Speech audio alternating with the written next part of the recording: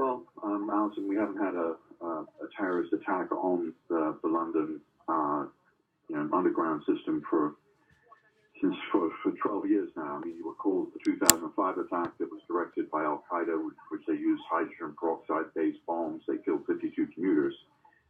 This attack sounds obviously serious, but not as serious as that attack. I'd be very curious as the reporting develops to see what the basis of this bomb was. Was it a hydrogen peroxide bomb? That's been a signature of ISIS-directed attacks over the past 3 years in Paris in 2015, in Brussels in 2016.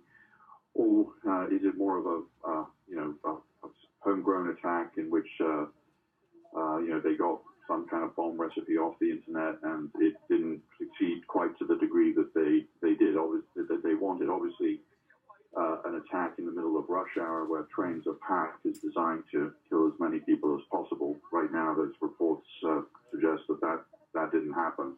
Well, Peter, they went quickly to the assessment of it as a terror investigation. So what does that tell you? You can't tell much from it. You know, it's burning a regular orange carbon flame, so we can't tell anything, from the burn-off that we're seeing as to whether or not there's a specific chemical involved that made them think that this had a degree of sophistication to it. But what do you make of such a quick decision to call it terror?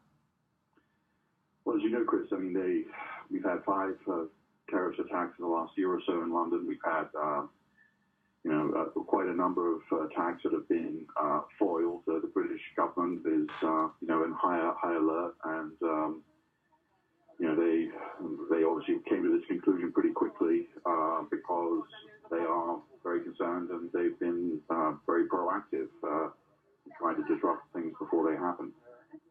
Peter, again, we're just looking, it may be hard for people, we have it blown up here in our studio, of everyone looking through the subway car in the window, and it's a white bucket, I mean, just sort of your standard mop bucket, and it is, orange flames are coming out of it, and it's right there in the middle of a subway car. So, does that suggest to you something amateurish? Yeah, I mean, it does, and but amateurish can still kill people and or certainly injure them.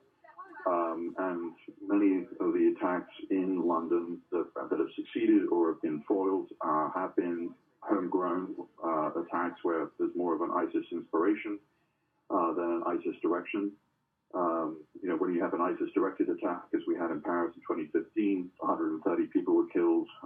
Similarly, in Brussels, when you had ISIS-directed attacks in 2016, 32 people were killed. So this kind of attack is relatively easy to organize and tends to be less lethal if it is indeed a homegrown attack, which it seems to look like that. All right. Peter, thank you very much. As we get more details, we'll give them to you to process for us. Appreciate it.